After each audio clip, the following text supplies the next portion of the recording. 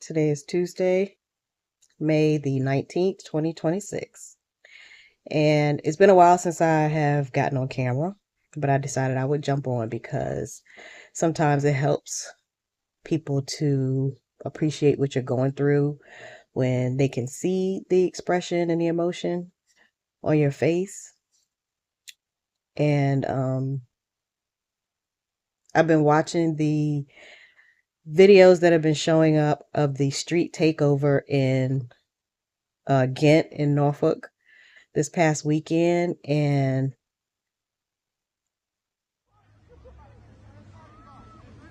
I guess I wanted to talk about it because I have been trying to get to a place where I don't care anymore. It's really painful. It's painful to care when instead of things getting better, they are continuously getting worse and worse, and I just feel like people don't really care about our kids, all of our kids. And one particular interview of a resident who lives in that corridor. Real like Fast and Furious Tokyo Drift stuff. It's cool, but not in my neighborhood, please. The next morning, you could still see the tire tracks and scorch marks on Redgate Avenue, feet away from a playground. There's children that play there. There's kids that play in that park. Like, that sucks. I lived in California, 10 years ago. I've seen shows before. That's not the problem. The problem is the police response. A bunch of us people were calling the police. It was about 20 minutes. They rolled one unit through who was rolling his lights and sirens. They heard him coming down Hampton. Everybody skedaddled up the street, up the sidewalk. No care for pedestrians. And it was over. And Just no one got was me caught, because of the except- mindset that almost, I mean, it makes it okay. He said he's from California, so he knows about these street takeovers and he gets it, but they should just find somewhere else to do it. Like where? Where else should they do it? Should they be doing this at all? I look at these kids, how close they are to these vehicles. There are kids inside that are flailing. I mean, this is passive suicide. That's what this is, where you just really don't care anymore.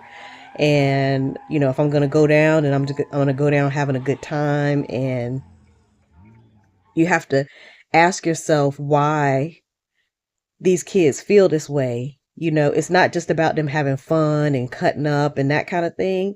I mean, that's what they're doing, but it's what they're doing in order to have fun. Like that's what you need to do, is to put yourselves in imminent danger. I mean, no one got hurt, which is, that's the blessing in the whole thing, but someone absolutely could have gotten hurt, and someone probably will get hurt if this continues. I mean, even in those Fast and Furious movies which they seem to be, so into, or are trying to emulate, one of the key stars of that series died too early because he decided to take what they were doing in the film into his own activities and died. And I don't, it's this whole crisis after the fact approach to dealing with these kinds of problems that, it just confounds me because it happens over and over and over. And yesterday, Tim Anderson actually posted some of the new gun legislation, which shifts the age restriction in ways that still does not protect our kids. I think it says something like 15-year-olds can have access to these weapons if and only if they're in the supervision of an adult, but an adult is defined as someone who's 18 years old. And, this was the same day that I was seeing this footage surface of this street takeover in Ghent. And my question was, do you want these kids to have access to guns at all? What would that mean if these kids have access to guns? And some of them probably do. The other thing I think is important for people to consider is that's a mixed crowd of kids. It's not just black kids and it's not just white kids. That was a mixed group of kids. That was a multicultural group of kids on that street. Another thing I want people to consider is, as of April, because the May data is not out yet, there are 5,881 kids in foster care in Virginia, just in Virginia. That's a lot of kids. And I don't understand why that's not a crisis in Virginia.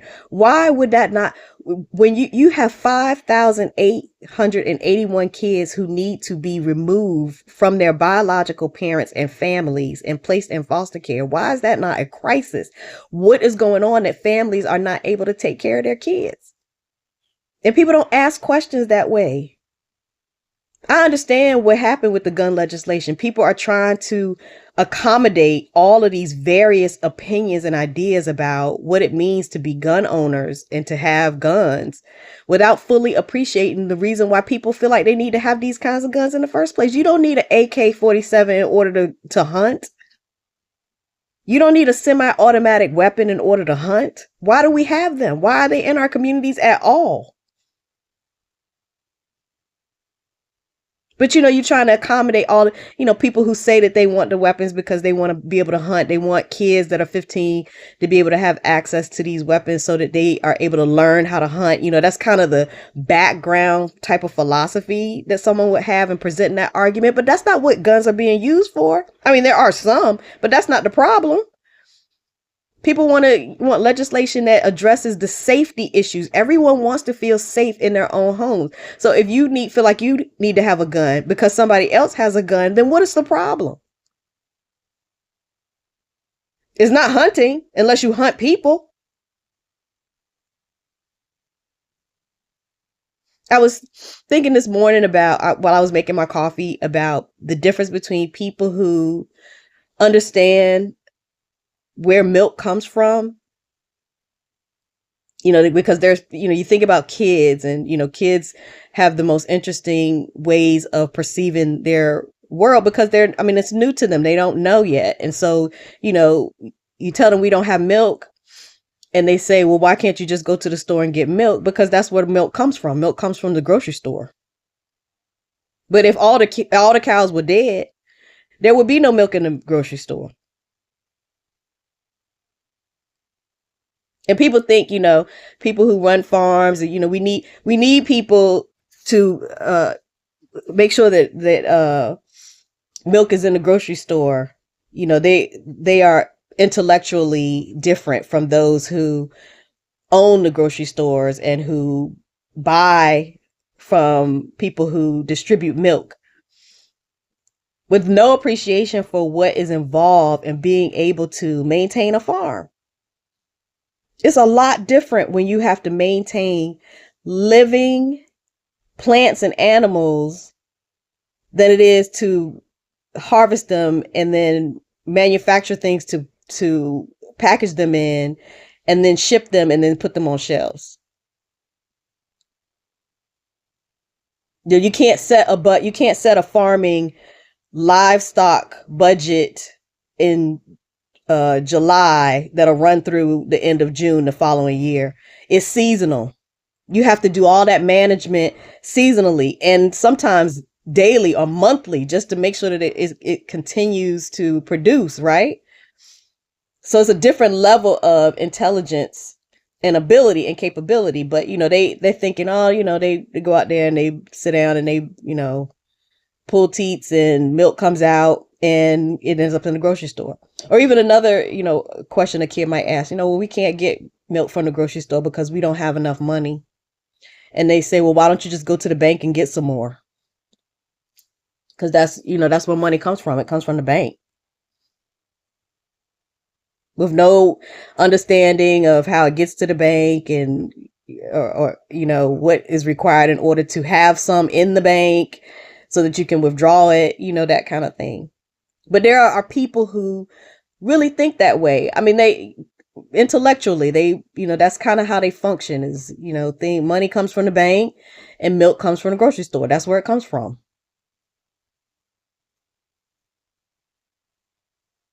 I kind of got off on a tangent there, but my point is, when you have people who say things like, I get these kids doing this street takeover, but they need to do it somewhere else. And then these same people with this mindset go to a city council meeting and they say that they want a casino when there's a mall that's deteriorating.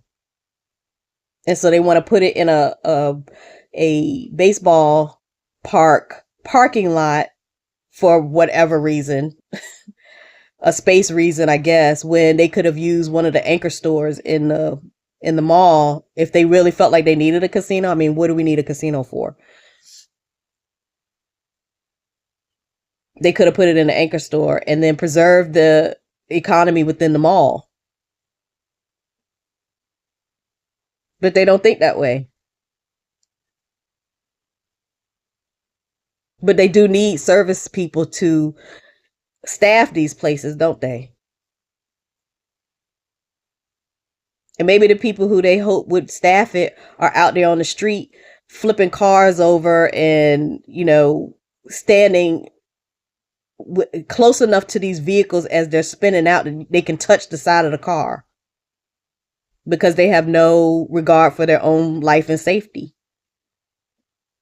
And where do these kids come from? Where are they from? I'll be really interested, to see if people are willing to come forward to protect these kids and identify them so that we know where they live, where they came from.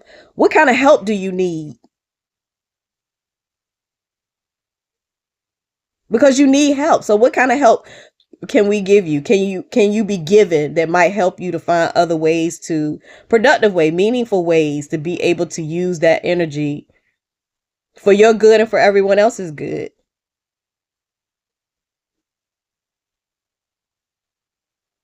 I think I wanted to do this video because it's hard not to care. I really would wish when I say I don't care anymore that I could really mean it. But it's really more preservative and protective because it hurts.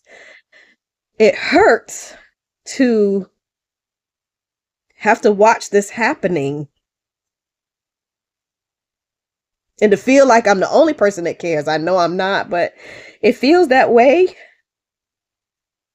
So maybe I'm doing this because I want those kids to know that somebody does still care and somebody is still trying to fight for them and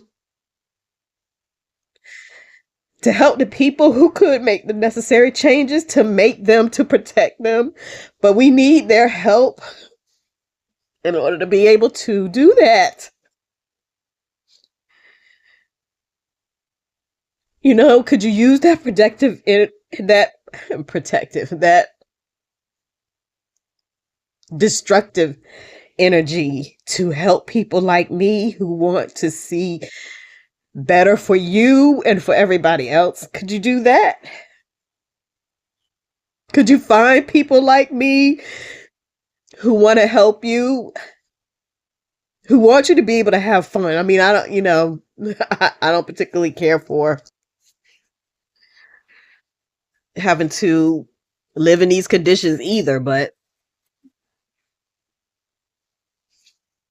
and when conditions, I'm not just talking about environmental conditions. I'm talking about social conditions, political conditions, financial conditions, emotional conditions, or you feel like you need to get high and drunk just to cope, or isolate yourself just to be able to cope. Do you want better? Do you feel like this is good enough? Doing street takeovers and shootouts at the ocean front and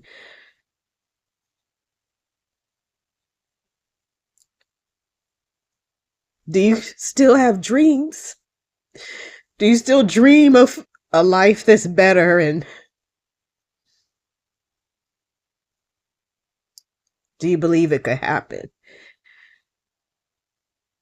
If enough people could get focused on the right things for the right reasons, do you still believe it could happen? I think I do. I think I still do. And I have to acknowledge that within myself because I still care. I can't. It's a good thing. It's a good thing for me to feel this way because if I cut it off, then something really important inside of me dies, and I don't know that that's good for me or my kids. We're all adults now, but that includes you too. My kids don't live isolated in an island. They live in a community with other kids their age who they want to grow up with and be, have adult community with, and family, and, marriages and families and things like that. They can't do that with each other, obviously. So I care about you too. And your kids, because your kids will be with my grandkids and, all of that kind of stuff. So it's not just me. It's not just one community.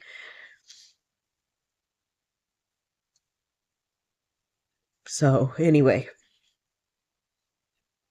please change your mind. That's the only way we're going to get there. You can't leave a place you have destroyed or people you have destroyed to go to another place, wherever that is, whether that be another city or heaven. You can't go to another place where that destruction doesn't exist and then not destroy it also. How would that work? Where would you have learned how not to do that? Maybe here is a place, since you're already here, where you can learn how not to do that and to make things better. We were on our way back in 2018. It was like the stars were aligned. It seemed like everything was going to happen to make things better for families here in Norfolk and then in Hampton Roads. That I could see it happening, and it was so close. And then 2019, 2020 hit, and it was over. So anyway, I'll stop here with my runny nose. But I hope that you will think about what I've said. There are people who do care and who care about you and want things to be better for all of us, not just you. It makes it harder for things to be better for us too, as your elders, if you all aren't taken care of and you're not happy. But you have to find us and you have to be willing to work with us.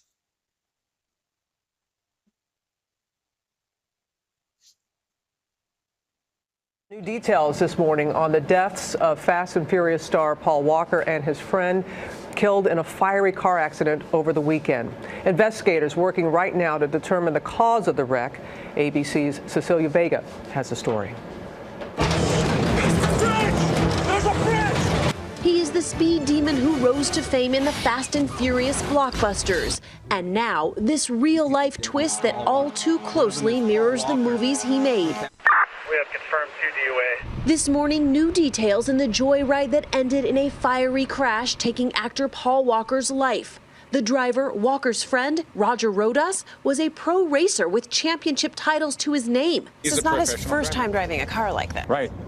That's why I'm shocked. He's driven cars faster than this. A Porsche Carrera GT that can hit speeds of up to 240 miles per hour, reportedly being sold for more than $300,000, and so difficult to handle, even professional drivers called it scary. On Saturday, both men attended a toy drive-in car show for Walker's charity, Reach Out Worldwide. Here's Walker with that Porsche in one of the last known videos of the 40-year-old star. They pulled out of the parking lot slow. Jim Torp spoke to both men just before they rode off. The crash happened in a business park just a few blocks away, minutes after they left. What was the last thing you heard Paul say? Hey, I'll be right back in 5 minutes. That was the last words I heard. They struck a tree and a pole. Both men pronounced dead on the scene. The mangled car unrecognizable, the pole bent in two. Fast and Furious co-star Tyrese Gibson among the throngs of mourners who visited the scene, leaving in tears. It's been a while since I've been behind the wheel of one of these. Walker had been on break from filming Fast and Furious 7, Production is now reportedly delayed. How was that one? The real question is how long they're going to take here to figure out the direction of the film and to make everyone comfortable with coming back to work. Hey, what's going on? Evacuate him. Come on. He also has another movie scheduled for release in 2 weeks. In Hours, Walker plays a father trying to save his baby daughter during Hurricane Katrina. I'm at St. Mary's Hospital. I got a baby I need to rescue. And Walker is survived by a 15-year-old daughter, Meadow. This is that scene where he crashed and died, Robin. Police now say that speed was a factor. I know they're going to continue to look into it. Cecilia, thank you.